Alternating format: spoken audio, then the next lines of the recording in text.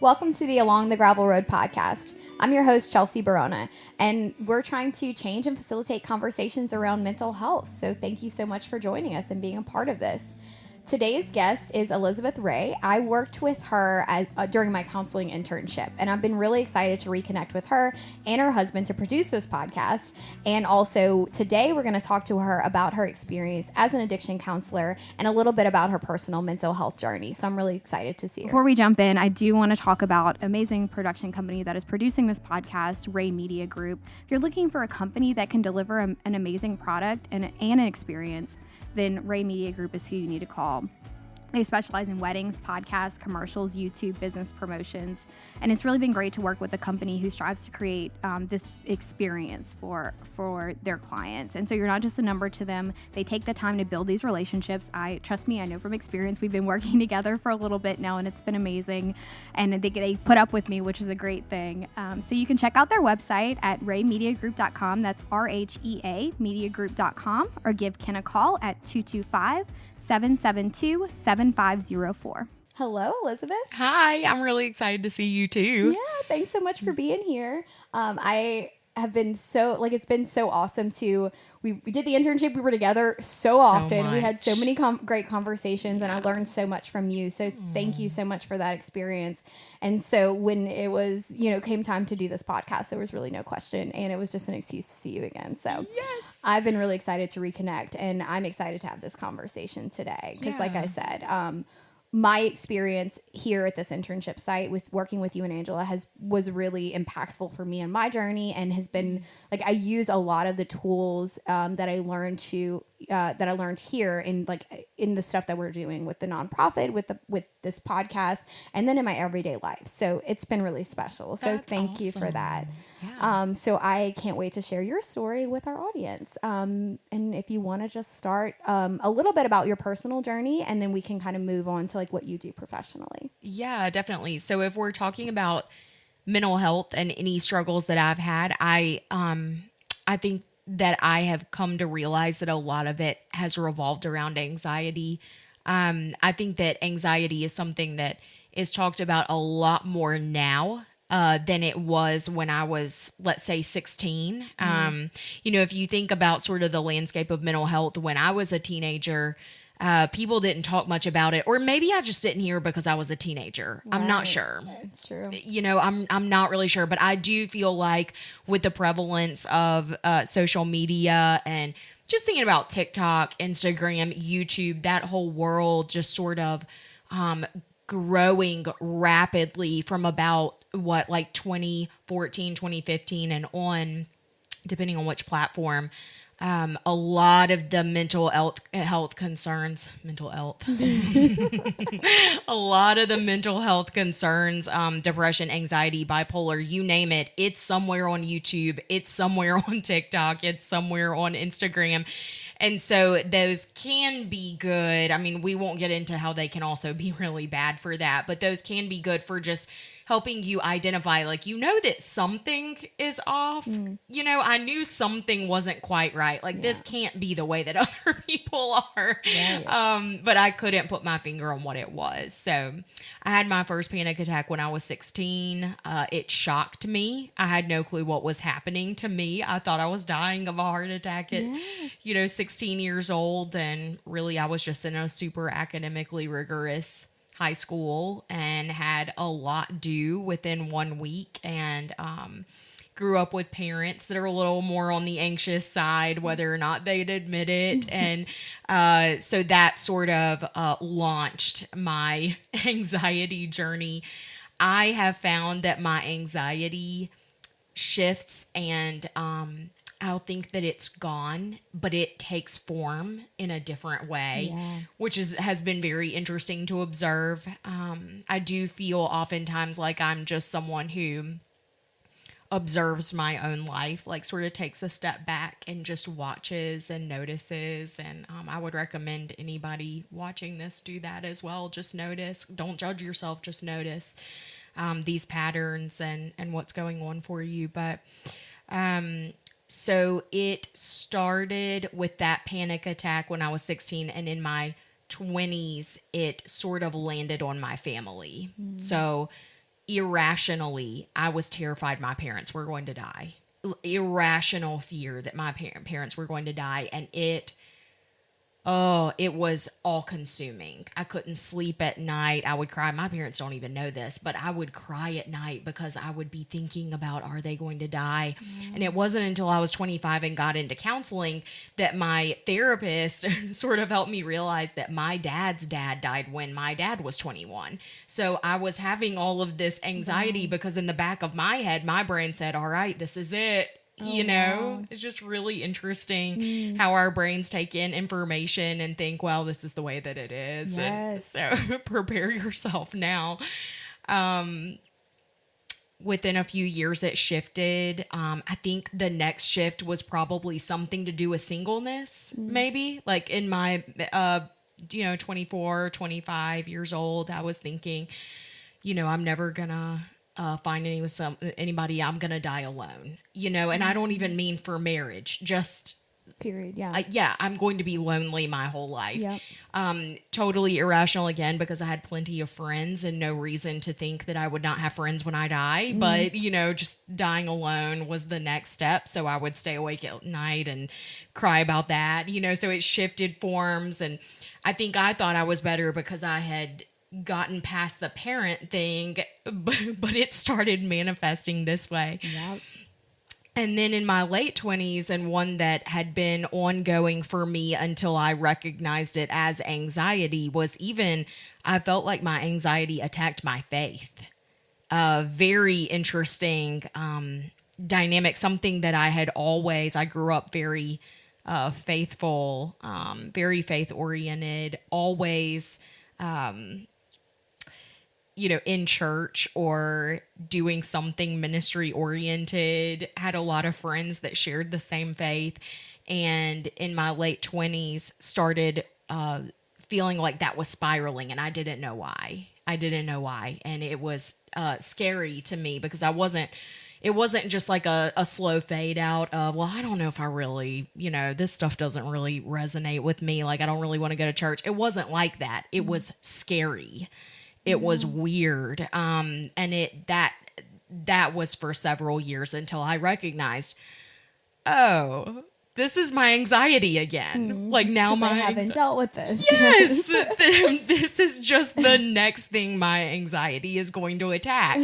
And ironically enough, it was a random TikToker who said the same thing that made me realize that that's what that was. So I was like, oh, thank you. That makes me feel so much better. Yeah. Now I know what I'm dealing with. So we'll see what the next thing is. I don't know. But right now I'm doing very well with that. And I talked a little bit earlier about being in counseling when I was in my mid-20s. And I have been in counseling on and off since then because it is helpful for me. And I would not give that up. That has been a really, really wonderful thing for me, counseling. Yeah, that's great. And I think, a lot of people probably resonate with that, is this idea that, well, first, yes, when we're, especially, I think now, like the generation now are recognizing and talking about mental health. And so they know and can identify these issues. They're having more conversations than anyone before them about it. But yeah, when we were 16, it was like, you didn't have a name to these things you were going through. Yeah. And yeah, maybe you could identify something may have not quite been right. For me, I just thought it was me. I was the problem. Yes. And I think a lot of people can feel different ways about that. And, until you face it, it's going to keep showing up in other places. We talked on the last episode about grief and loss. That's another thing that's going to show up if you don't face it. And the same thing with all of these issues. And anxiety is a big one. And it looks different for everybody too. Yeah. So even if, somebody else was dealing with anxiety in different ways, if you compare your anxiety to someone else and, especially the ways it was showing up for you. Yeah. That can be really difficult to navigate and to accept that that there's not something wrong with you and that this is something that you just haven't sort of tackled yet and you need to. And there's tools to do that. So in that, in that journey of like getting support for your own anxiety, at what point did you start to move into, the addiction and substance use space and becoming an addiction counselor? Where did that fall in your personal journey? I had family members who struggled extensively with addiction issues. And it didn't, there was not any, I'm not going to say there wasn't help to be had. There was help to be had, but they did not necessarily receive help. I don't know if they didn't ask for it, if they did. That all is a little touchy in my family. I feel a little uncomfortable asking those questions. Because it's just sensitive. You know how all of our families are very different. Some families like air out everything and they say everything, and some families are very closed off and very quiet. And I would say I have a little bit of a quieter family, and they, I just feel a little uncomfortable asking them about it. But I observed some of that and could tell that this was a really not great situation. Well, when I got older and met Ken, my husband, who is producing this podcast. Hi, Ken. When I met him, he was, is it okay if I share this? Okay. So he was in recovery and still is. And I remember meeting him and talking with him and hearing about his story and the things that he does to promote his recovery and prioritize his recovery. And I remember thinking, oh, you can survive this. Like, you can survive this. Like, that you can be well and full and survive addiction. And that, at that time, I knew at some point I wanted to be a counselor. I did not know in what field. And frankly, addiction would have been at the very bottom. I don't think there's anything I would have wanted to do less than addiction. But when I met him, got to know his friends, his community, I thought, there's no one else I would rather work with now. I had a great conversation with one of Ken's friends who became my friend, Steven, and I was saying, hey, I'm thinking about going into this field. What do you think? And he said, Elizabeth, if you've never been in addiction, I don't want you telling me how to get sober. And I took that very seriously. I don't know if he still feels that way, but in the moment I was like, that makes so much sense. It really makes so much sense. So it took me a little while to figure out where exactly I fit into that world. And I took what he said and talked with some other people about it and ended up now I'm working in the phase of my clients' lives where they've already gotten sober, hopefully. They've already gotten sober, but they're trying to figure out exactly how to live life. And what I mean by live life is just communicate well. How do we set good boundaries? How do we set boundaries with family, protect our own values, understand what our own values are? And notice that everything that I just said, you don't have to have been in addiction to be able to work through that. Yep. And so I've found that I am probably a little more helpful on this side of things than I would have been, maybe in an inpatient treatment facility where people are coming in still suffering from the effects of the drug or alcohol that they've consumed very recently. So that's how I got into that, was sort of just growing little shifts in the plan. Yeah, I think that was a big part of like when I came into it. I was like, and that was sort of the first question that was posed to me when I started a group session was, have you struggled with addiction? And the answer, so for me, it was like, the answer was no. However, it was, I have struggled, and I could have easily ended up, in this same chair. It's like, this could have easily been me. I was lucky. Yeah. And also what I'm going to bring here, I hope, is these tools that I've learned to be able to support you where you are now and moving forward. And no, I can't understand where you've been. I'm just going to try and walk with you where you are now. And I learned a lot from you in providing a lot of those tools. And it was definitely but it was that he was like, am I the right person to do this, you know? Yeah. Mm-hmm. And I still go back and forth, but I think what I learned too is like I mentioned, I don't know how many times I've said the toolkit on this podcast, but that was something that resonated with me. It was like, if I can be one tool, if I can provide one tool in this toolkit, then, you know, I've done what I was hoping to do here. Absolutely. So, I mean, it can't be easy. I know I was only working in this space for a short time, and it was not easy. So what has been like some of the probably more difficult stuff? And then maybe you can share some of the Like the most good stuff. rewarding. Yes, Yeah. most thank you. I was Yeah. like, there's a word for that. Thank you. The difficult stuff, I don't know if this would be anticipated.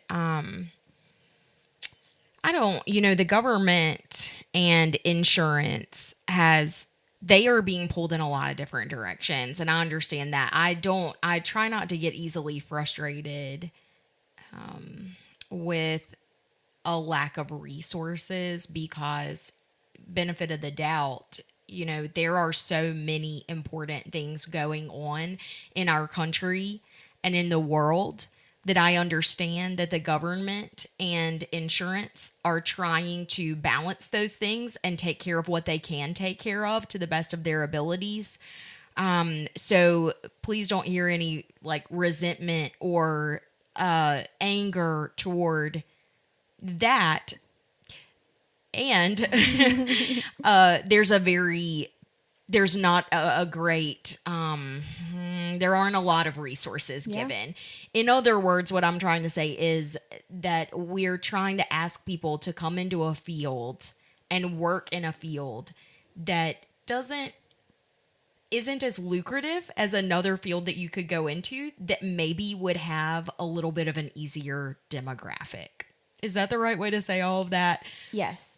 And I 100% resonate that. It's why I'm trying to find my own sort of path forward. It just, that makes a lot of sense. And I think a lot of people are in that same space, and it makes it very difficult to do this work. Yeah. We need more help. Yeah. Like, we need more help. I'm thinking about all of our staff and thinking about how they are pulled in so many different directions. And our boss is the clinical director, and she is phenomenal, wonderful, wonderful, prioritizes taking care of her people well, whether that's financially or whatever. But at the end of the day, you only have what insurance gives you, whether that's Medicaid or otherwise. And so it can feel a little defeating in that way of just you're asking people to come into a field and work with a difficult population. And I don't mean that the people themselves are difficult. I love my clients. I'm just saying that counseling takes a lot of energy, and there are so many clients, right? So many people are struggling. And so that I have found is the hardest thing is just trying to ask for help in a realm that just doesn't maybe receive quite as much pay as you would like to work as much as we're going to ask you to work. Yeah. Yeah. Absolutely. And I think that we're seeing that a lot more, especially with addiction, and like and yet it is, and it's frustrating. It can be incredibly frustrating, and you just have to keep moving forward with it. But I think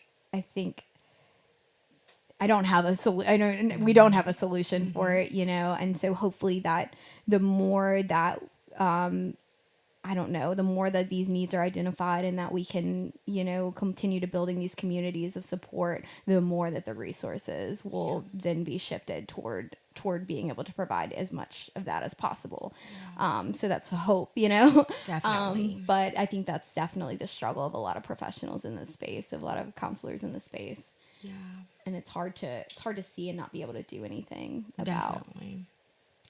What about rewarding? What's been the most rewarding thing? I mean, that's easy. That's just a really easy one to answer, and probably will be something that won't be shocking to anybody listening. But we get to be a part of our clients' lives at a very specific point. And so the way I always say it, when I have a new counselor come in and I'm training them and they're seeing death right? Because that happens.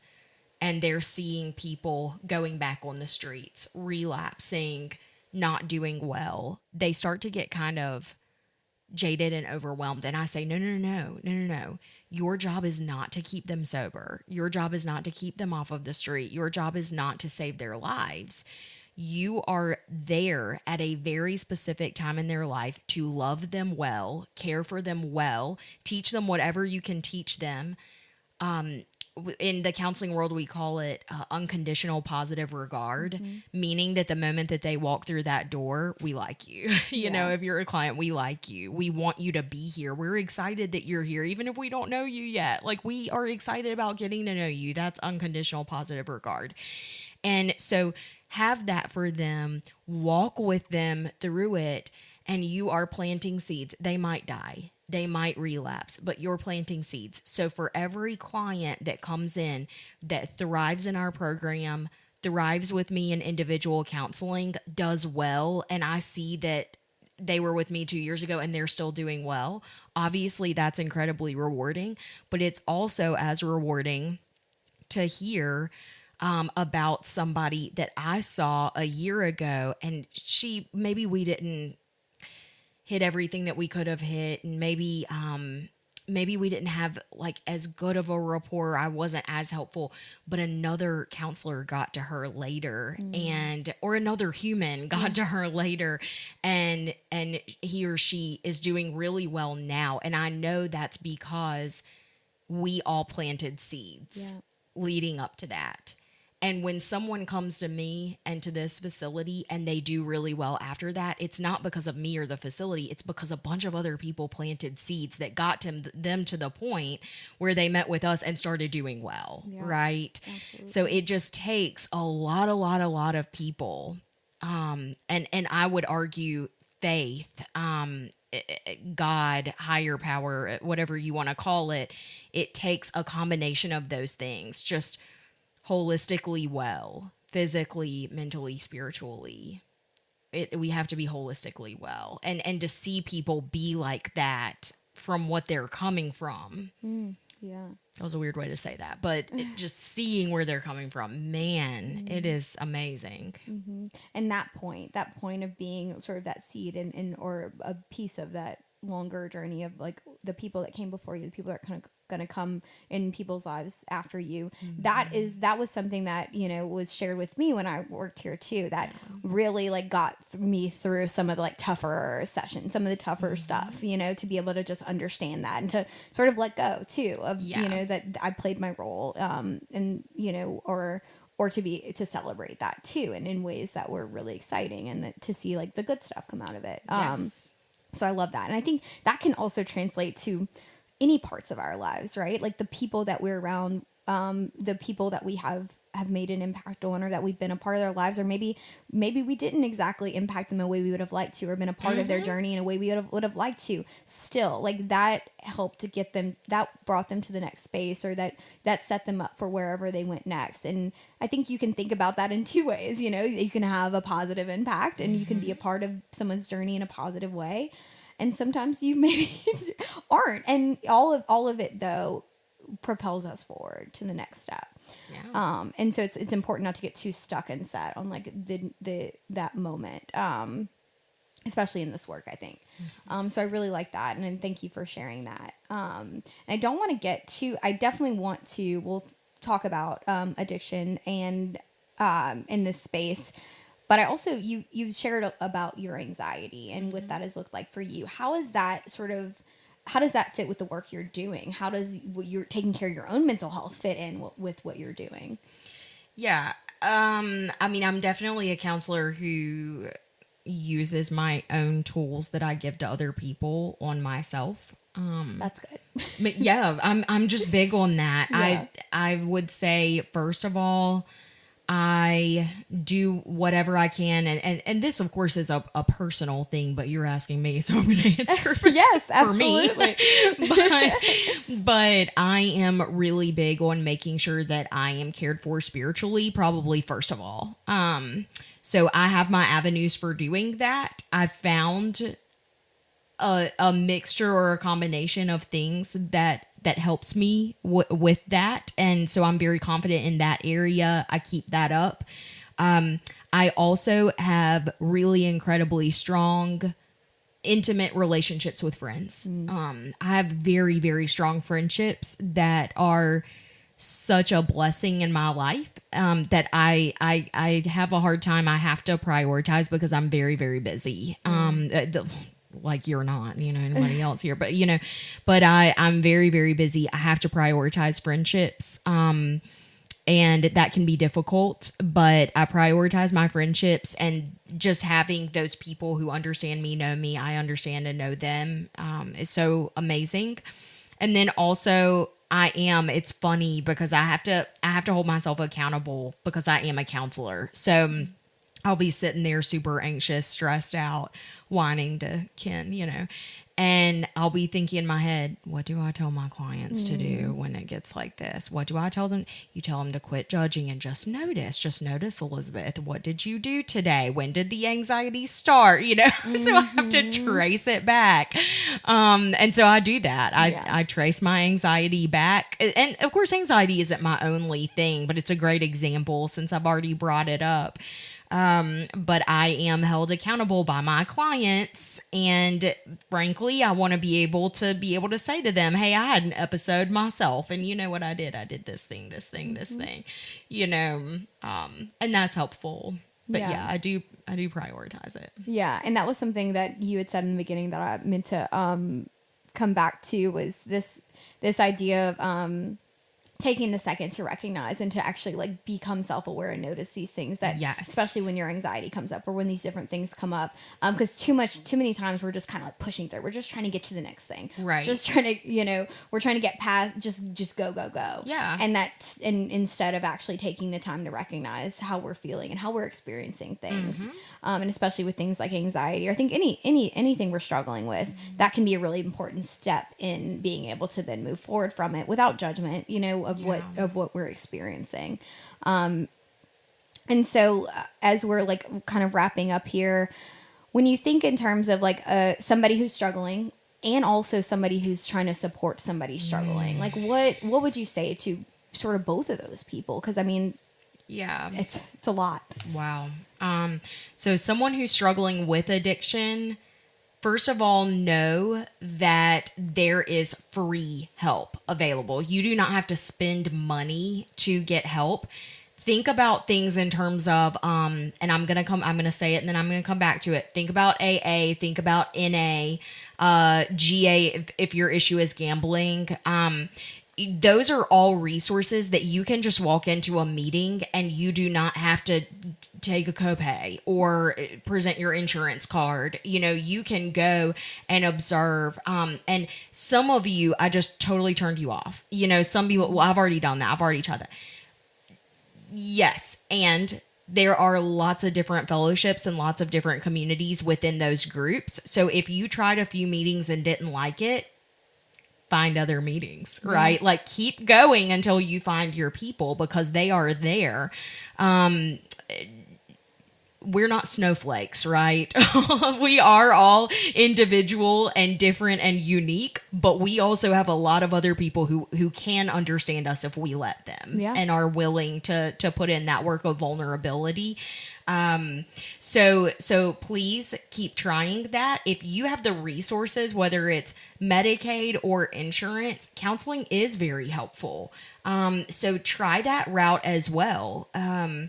Depending on what you're struggling with, this could be a really, really good thing for you to go to counseling. And with that, don't be discouraged if the first 5 people you call are full. Keep going. Make your insurance start calling people for you. They'll do it. That we get insurance calls all the time. Hey, I'm trying to find this client of ours resources. Do you have anything for it? So make your insurance step up and do that with you because they will. Just keep going, keep trying with it. There will be discouraging moments. Keep going, right? Yeah. Now, as far as someone who is supporting or trying to be there for someone in active addiction, I'm about to make a whole lot of people mad. It's going to be fun. If we're talking about an adult So if it's an adult who is struggling in addiction that you are trying to help, you cannot control another person's behavior. And you may find that your first instinct is to try to give them all sorts of suggestions or commands. And that's not how this disease works. So I would recommend strongly be there for them when they want recovery. So if they say, hey, I want to go to inpatient treatment, it's time, do it. Take them, do what it takes. But if they're in active addiction and they need money or somewhere to stay, you have boundaries to set, right? I want one of your biggest values to be your own peace and your own health. And when we're in addiction, we'll take everything from you, right? And so what I would like to see is for you to be able to set those boundaries verbally to the person. Hey, when you want help, when you want recovery, I will take you to inpatient or detox or whatever it is. But if you are in active addiction, there is no help I can give you. There just isn't. And this is my boundary. And set it and stay firm in it. And it's going to be super hard because this might be your child I'm talking about. It might be your parent that I'm talking about. I don't know, your spouse. But there is no helping when someone is in active addiction unless they're saying, I want treatment. And then we have somewhere to go from there. So please, please, please focus on what you can control, which is your own peace and your own sanity. If you need more help with this, counseling is great, and so is Al-Anon. And I say the same thing for Al-Anon as I do for AA. Find your people. There are tons of meetings. Go find your people. But addiction is a family disease. So if one person in the family is struggling in addiction, you are too. Yeah. You are too. Yeah. I mean, it's incredibly hard to hear, but you're so right. And I think it's really important that we talk about this type of stuff. And there's probably so many, there's a lot more that we can touch on. But obviously we do have a limited amount of time, so maybe I'll have you back to talk more. Yeah. But if there's one to like sum up what we talked about today, one thing you would want someone to take away from the conversation that we had, what would that be? Ooh, that's hard to answer. I feel like I saw that prompt and never actually landed on anything to say to it because there really is so much. Yeah. I think I think if you can take anything away from today, it's take care of you, take care of yourself, because it's all you're actually responsible for. And if you can take anything that we've said or anything from the other podcasts and get something from it and maybe either get into therapy yourself or have just good conversations with friends, do that and focus on that. You will not be of any good to anybody else unless you do that. Yeah. So just focus on yourself in that way. And it's okay that you should take that, like, it's not selfish to take that time to focus on yourself, especially if you're a person who is taking care of other people too. Because you can't do that until you take care of yourself first. It's not selfish. It's your responsibility. It's you have vital. To. There's you don't have much of a choice. I mean, I had a therapist one time that said you can be miserable as long as you want. And I had to take ownership of that. Yeah. That's true. Yes. It's more about like this active role. Like we have to play an active role in taking care of ourselves and what we're dealing with. Yeah. We do. Well, thank you so much. Like I said, there's so many more things we can touch on this topic, but the more we have these conversations, the more that we're hopefully opening up more, lines of communication around topics that are difficult to discuss and difficult to go through. And I appreciate all the work that you're doing, and I wish you the best with everything. And if you need anything, I'm here. All right, come back and work for us. How about that? Thank y'all so much for joining us for the podcast. We'll be back with more episodes.